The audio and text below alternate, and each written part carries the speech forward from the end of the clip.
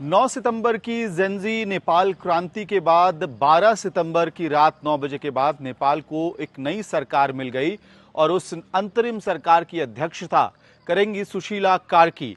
लेकिन सुशीला कार्की प्रधानमंत्री बनने के पहले आखिरकार किस आवास में रहती थी, वो तस्वीरें भी हम आपको दिखाते हैं। ये तानखा इलाका है काठमांडू का, और अब जो आप तस्वीर देखेंगे एक 3 मंजिला सामान्य घर की मकान की, वो सुशीला कार्की का मकान है, निजी आवास है। वो नेपाल की पहली महिला चीफ जस्टिस बनी सुप्रीम कोर्ट की, और चीफ जस्टिस के पद से रिटायर होने के बाद अपने निजी आवास में, ये 3 मंजिला आवास जो आप देख रहे हैं जिसमें जगह जगह आपको पेड़ पौधे दिखाई देंगे, जो सूचक है इस बात का कि सुशीला कार्की को ग्रीनरी भी बहुत ज्यादा पसंद है। इस घर में उनके साथ उनके पति दुर्गा सुवेदी रहा करते थे।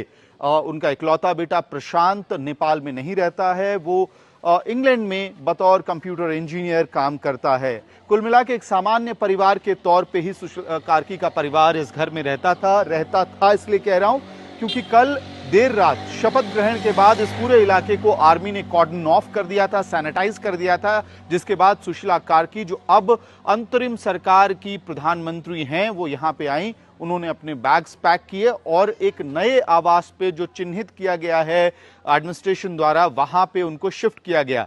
क्योंकि प्रधानमंत्री आवास में आग लगी है, वहां पे बहुत नुकसान हुआ है, और इसके साथ साथ प्रधानमंत्री कार्यालय में बहुत नुकसान हुआ था। इस वजह से सुशीला कार्की को सिंह दरबार, जो यहाँ का पीएमओ और सेंट्रल सेक्रेटेरिएट माना जाता है, सिंह दरबार के एक नए बिल्डिंग में शपथ के बाद उनको चार्ज लेना है, पदभार लेना है। वहां पे प्रधानमंत्री का नया कार्यालय नेपाल का फिलहाल तैयार किया गया है। शपथ उन्होंने शीतल निवास में लिया, जो राष्ट्रपति आवास है, और वहां आपको सारे डिप्लोमेट्स दिखाई दिए।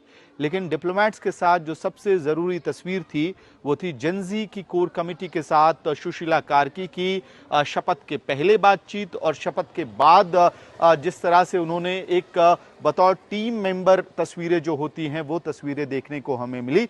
फिर से एक बार इस घर की तस्वीर देखिए, जहां फिलहाल आर्म्ड फोर्सेस बड़ी संख्या में डिप्लॉयड है घर के अंदर।